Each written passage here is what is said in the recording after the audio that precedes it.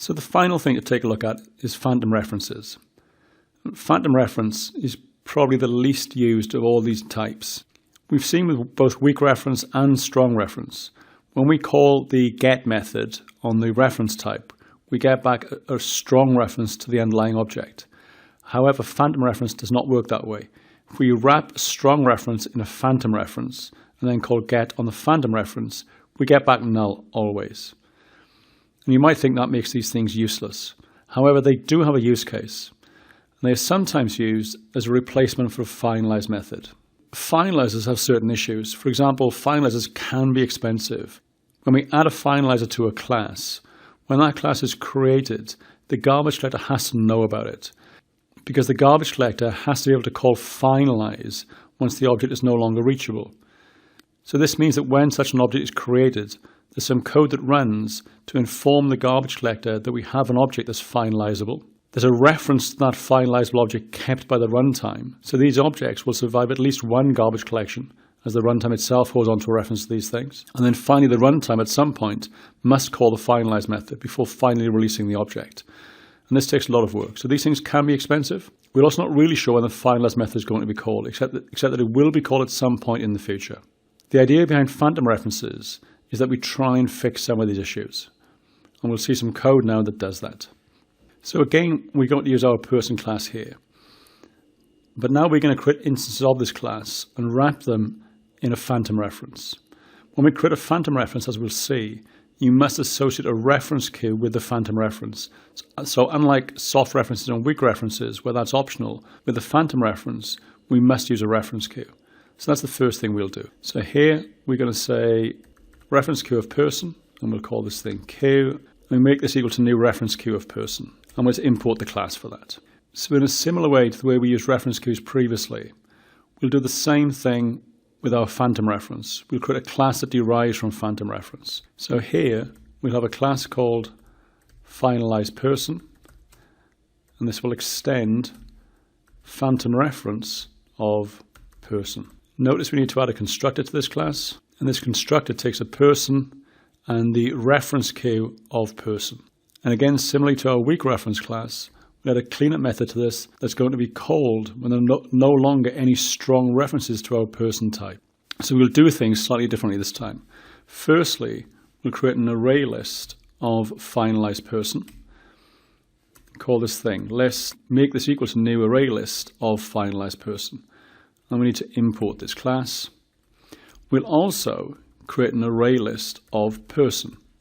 And we'll call this thing people. And make this equal to, again, a new array list of person.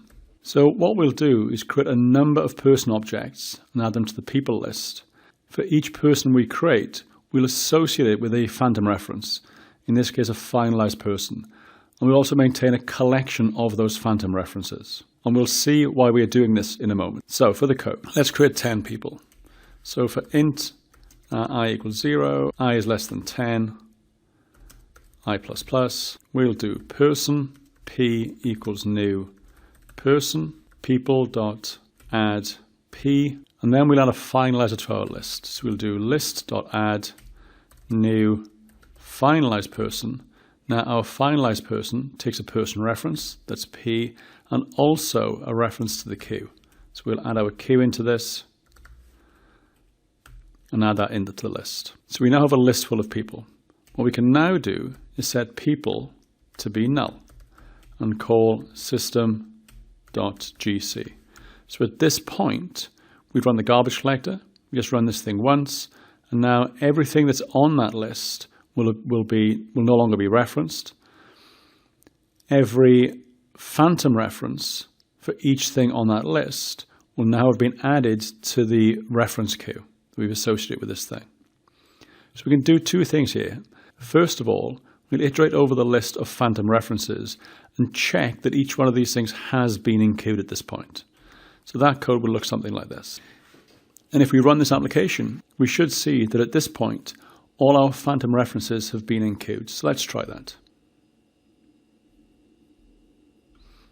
And if we look in the window here, we see a list of true values printed out. There are no false values here, so every phantom reference has been included when we first call system.gc. Once we have that, you can then walk up to the reference queue itself, retrieve each of the phantom references, and then execute any code we want to inside that phantom reference. So the code for that looks something like this. So we poll the queue in the same way that we poll any reference queue.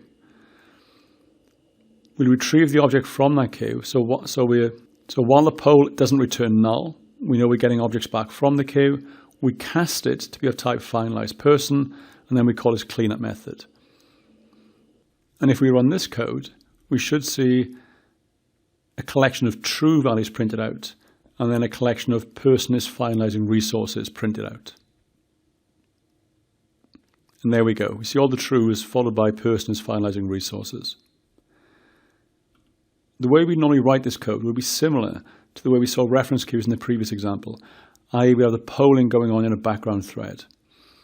And the idea now is that we have more control over when finalization, and again I'm doing air quotes here, we have more control over when the final cleanup of this object happens.